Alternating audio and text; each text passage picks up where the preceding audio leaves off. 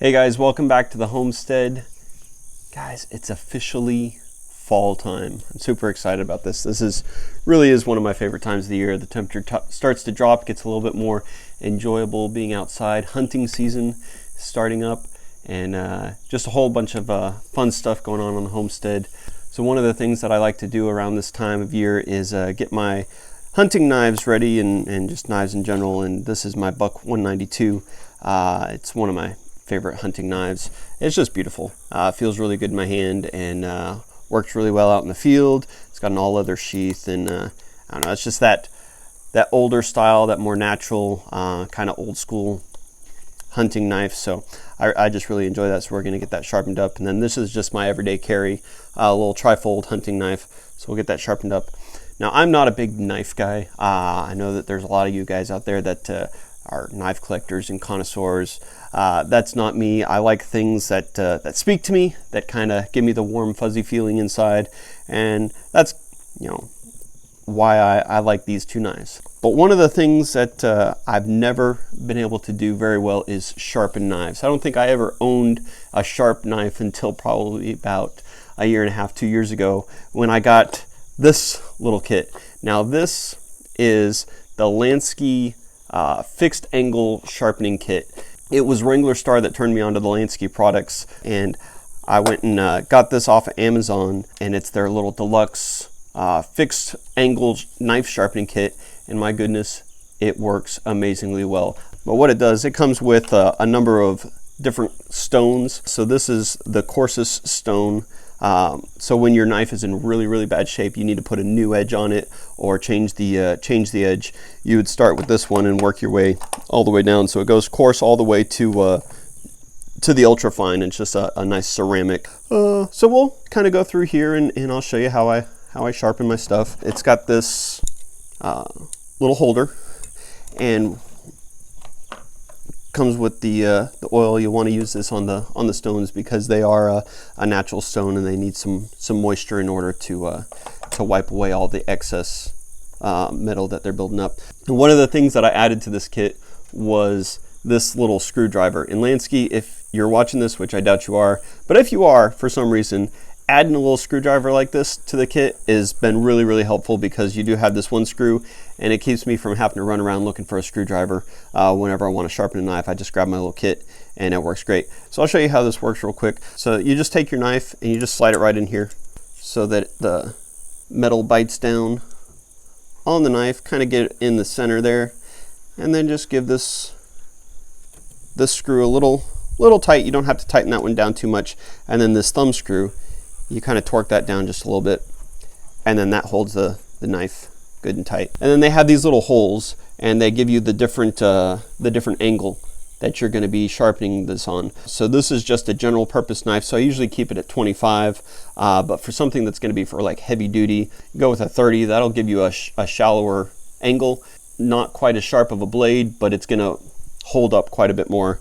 When you're doing more fillet knives or something like that, then you're going to go with a 20-degree angle. And anything like a razor blade or a razor knife, you'll go with the 17. But I like the 25 for this. It gives me a nice angle on it, and it seems to work well.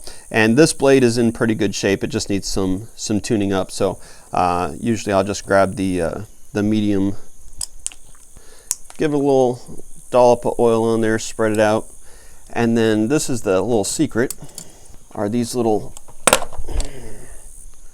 looks like tent stakes. You just slide that in there, loosen that up just a smidgen, and then you get it even, or as even as possible, with the actual stone, and then tighten that down, and there we go.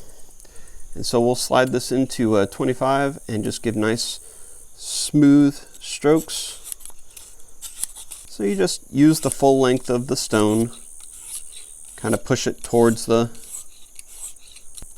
holder there. It just works really well. Keeps it at the same angle, and that's one of the most difficult things to do with a knife sharpener, is just keeping that angle. I mean, running a rock over a piece of metal is not all that difficult. Doing it the same consistent way, the same consistent time over and over again, that's That's what makes it really difficult, and that's why I never really owned a sharp knife until I got this device. So as you can see, it just kind of shaves a little bit off there. You'll get a little burr forming right here on this side, and you just keep at it until you get a nice little burr, and then you go on the other side. Like I said, this is the medium stone, so it's just taking a little bit of material off. Slowly, slowly. Don't want to take too much. I'm not putting a lot of pressure on here. I'm just kind of giving it a little bit of encouragement, trying to get that burr forming. There we go. So now I got a nice burr down here on this end, so I'm just going to focus a little bit more on the back end.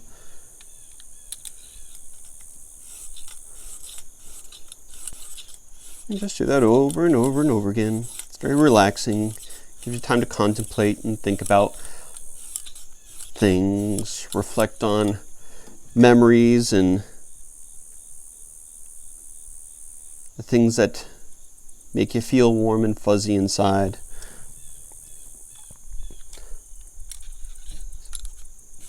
So my kids and wife actually got this for me for my birthday, or this actually got this knife for me for my birthday. I think it was year before last year. I don't remember exactly when, but it has been a joy to carry with me. It's just a very nice knife that makes me happy every time I pick it up. Get to think about my 3 kids. That's kind of why I wanted the trifold, is to remind me of my 3 children. There we go. A little bit on the tip there. Oh. It's kind of funny because my very first knife that I ever owned, or that I ever had, was given to me by my father, and it was just a little folding knife, a little pocket knife, and I think I was probably 4 or 5 years old, and my mother was insistent that I should not have a knife. I was one of those kids growing up that everybody dreaded to see coming. That troublemaker and always getting into mischief and causing problems. I wasn't really a bad kid. I was just, I don't know, too much energy, too excited, too inquisitive, I guess, for everybody else's liking. I didn't meet the standard nice little boy role. I was a nice kid, but my dad was insistent that I should have a pocket knife, that I need to learn how to start carrying one. And so he got me this little folding pocket knife, and I was so proud of that thing, and I could barely even open it. I was itty bitty, but I had it in my pocket, and it was just itching to cut something, right? So I'm walking around and got this knife in my pocket, and I go to the bathroom, and my mom had just bought a brand new toilet seat, one of those nice soft cushy ones. I remember it was that plasticky kind of blue color, and it just looked like it was this big old bubble that needed popping. So I pulled out that little pocket knife, and I still remember I just take it, stabbed all around, and it made this satisfying nice little pop, pop, pop every time I stabbed it through that little plastic vinyl toilet seat cover. And my mom was so upset. Oh, she was mad as a hornet at my dad for giving me this pocket knife. So my dad ended up taking it away from me, breaking it right there in front of me, because it was not the appropriate use, and I guess he recognized that I may have been a little too young to use good judgment with a pocket knife. Oh, but it's always something. Yeah, that's looking good. That's getting a good burr on both sides. Good deal. Turn this down just a bit. There we go. Getting a little bright there. All right, so now we've got a burr on this side. cleared up. And now we'll switch to our ultra fine stone. So this is just a ceramic stone that doesn't really take any material off. It just kind of polishes it down and smooths it out. So we'll get this nice and flat. Tighten this little thumb screw down. These things are a little bit difficult to tighten. You can't really get a good purchase on it, but it doesn't take much to tighten it down. It doesn't take much at all. And just give it a little dollop of this. It kind of holds the oil really well. And that just kind of helps to keep it gliding along. Ooh, wind's picking up. It's been such a beautiful day. Absolutely beautiful out here. And so we'll go on the burr side of things. So you'll feel it's like, so it's where the metal starts to curl around the edge. It'll create this little lip, and you can kind of feel it if you go and just run your thumb across it. That way you're not going to risk cutting yourself or anything. We'll just knock that down with our fine stone here. And just kind of pushing it along. Not really putting any pressure on it at all, just letting the stone glide along the edge of the knife.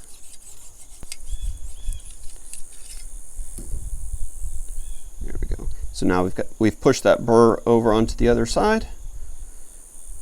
And that's in good shape right there. We'll do the same thing again on the 25-degree angle. We're just going to keep the same angle each time we change stones.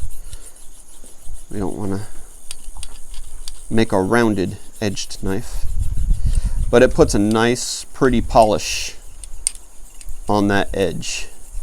You can kind of see it start to glistening. And then I like to kind of run it all the same direction.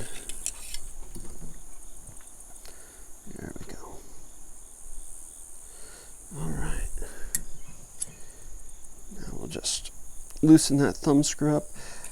Now, if you've got the leather attachment for this, you can just add that to it and pull that burr off. But I've got an all leather belt without any stitching or ribbing on it, so this actually works really well.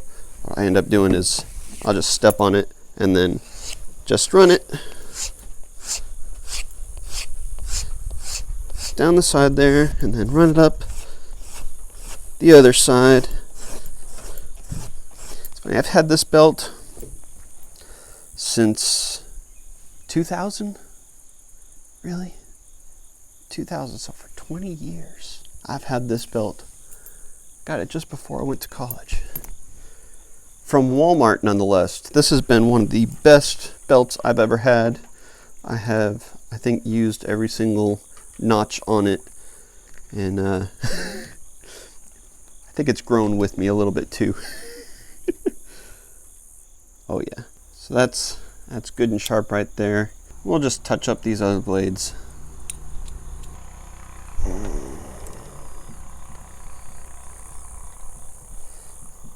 Tighten that down and just get it good and tight. This one I've already kind of gone through and sharpened, but I just wanted to kind of give it a little touch up here.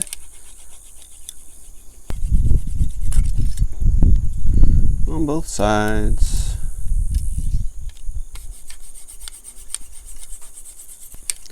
And it's so peaceful out here. It's just a nice cool breeze coming through. The smell of autumn's in the air. Leaves aren't quite starting to change yet, but you can kind of feel it coming. They were calling for lows in the 30s coming up this week, which is actually quite low for this time of year, but that'll be nice. Break out the flannel shirts, sweatshirts. Had to dig into my my winter clothes. Start getting things ready. Hunting season started up this past weekend, and we're all excited about that. Hopefully get some video of us going out and doing some hunting.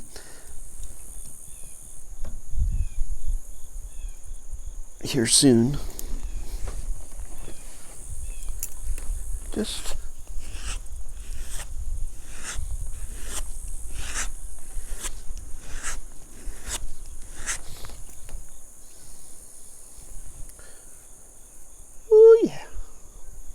Just like that. All right, on to the hunting knife.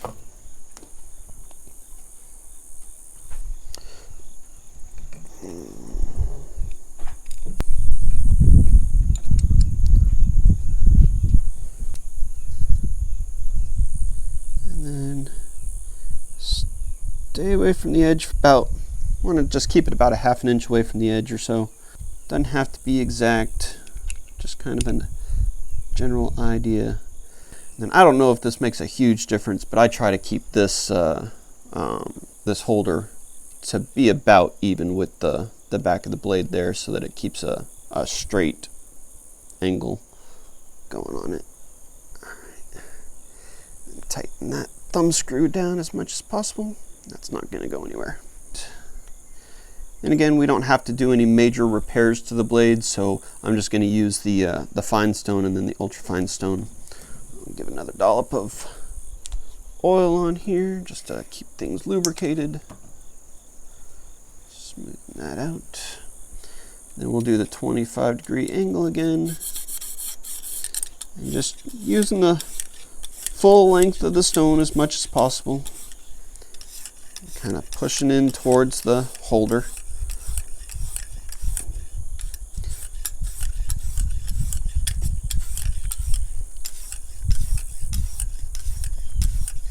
This is a pretty ingenious device.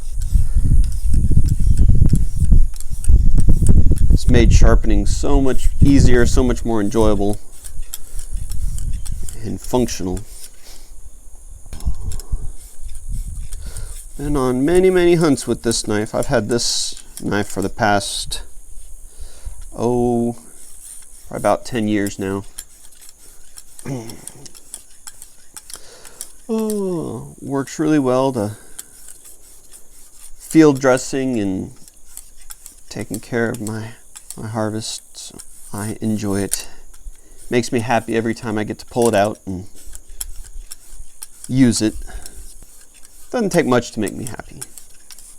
I saw a post on Facebook today of a lawn chair and a TV sitting in the living room, no other furniture in the house. And women say, "I can't believe men think it's okay to live like this." Men say, "I can't believe women don't understand how little it takes to make a man happy."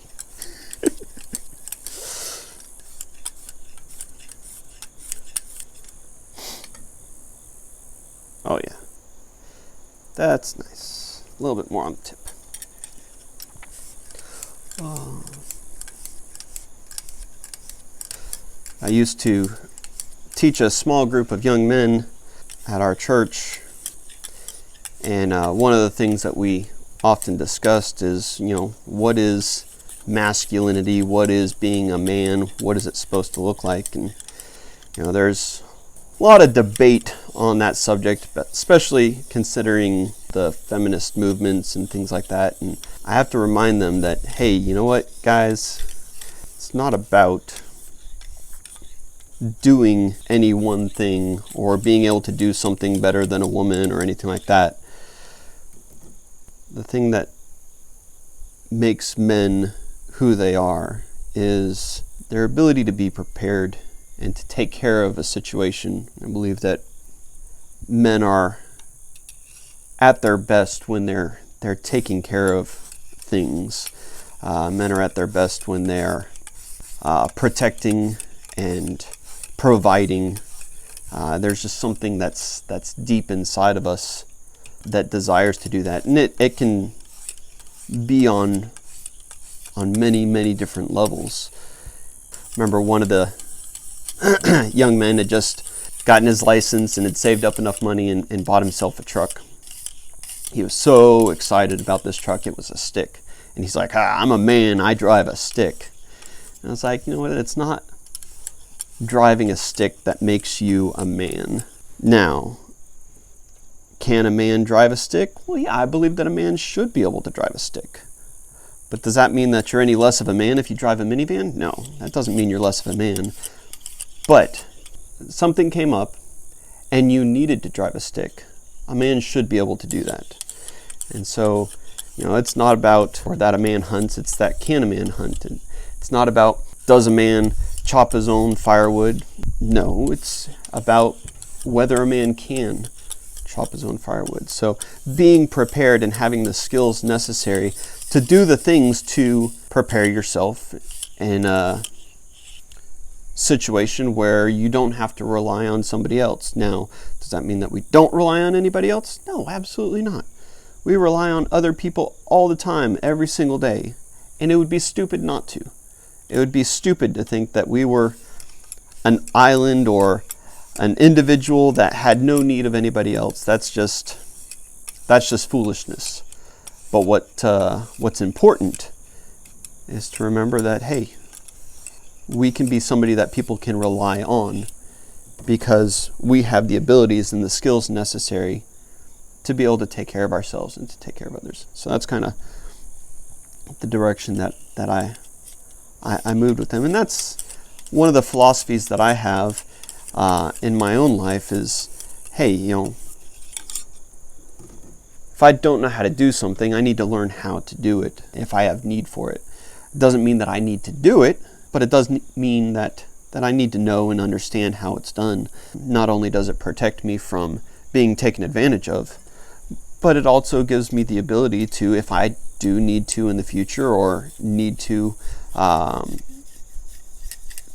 help somebody else out, I'll have those skills and that tool in my tool chest to be able to, you know, be that guy that people can rely on. The great thing about it is, you know, anybody can do that. Guys can do that, girls can do that, and it's important to remember that girls can do just about anything that a guy can do, aside from peeing standing up. But you know, that doesn't mean that they have to. And guys need to understand that, you know, just because a girl can change her own tire does not mean that she should be changing her own tire if you're around. Just because a girl can open her own door doesn't mean that it's right for her to have to open her own door if you're standing there. It's all about giving her the respect and the consideration that, hey, you know, I am here for you. That humility of saying, I'm at your disposal. I'm here to help you, not because you need it, but because you've earned that respect from me. And I think that a lot of times chivalry has turned from that mindset to saying, oh, girls can't do that. Oh, you're a girl, you can't work on a car, or oh, you're a girl, you can't, you know, go hunting. And that is just absurd. That's like saying that a guy can't sew on a button, or a guy can't cook his own dinner. Of course a guy can sew on a button, and he should know how to sew on a button. It's another pet peeve of mine. Guys thinking that they shouldn't have to know how to sew. Throw away a shirt because you're missing a button. That's stupid. Anyways, I digress. So, chivalry, being a man, masculinity, in my mind, it's more about respect for the opposite sex. Care for, concern for, not because they are less of an individual, not because they are not capable, not because they're not as good as you by any means. They're much, much better. Much, much better in all aspects. I don't know a single instance where a girl is not better than a guy. My sister is better at hunting than I am because she has more patience and is quieter. My wife is a better shot than me because she listens to instruction and follows it. I highly, highly, highly believe that men are the lesser of the sexes and that women deserve our respect. And so that's what masculinity is about to me, is about serving to a degree of respect that they have earned and not proving ourselves to be a better individual than they. That's just crazy. Crazy, crazy, crazy. I think that might just be sharp enough. Let's give it a couple wipes on the belt here.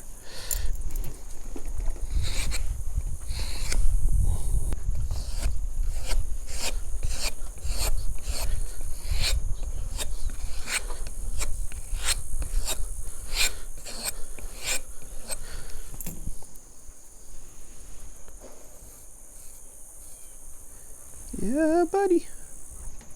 I think that should work. I think that should work. Well, thank you guys so much for watching, hearing me rant and sharpen my knives. If you guys enjoyed this video or found it entertaining in any way, give me a thumbs up. Let me know what you liked about it down in the comments below. And if you have not subscribed to the channel already, feel free to subscribe. See more of what we've got going on here on the Homestead. Thank you guys again for watching. Keep us in your prayers. Things are crazy right now, and we're doing a lot around here. Would love to bring you along on some of those things.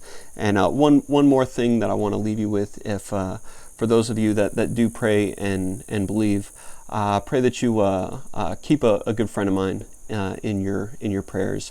I won't give you too many details, but he was recently in a pretty bad accident and has possibly lost the ability to use his legs. So just keep him and his family in your prayers, if you would. But I appreciate you guys. Thank you guys for watching, and we'll see you guys on the next video. Thanks.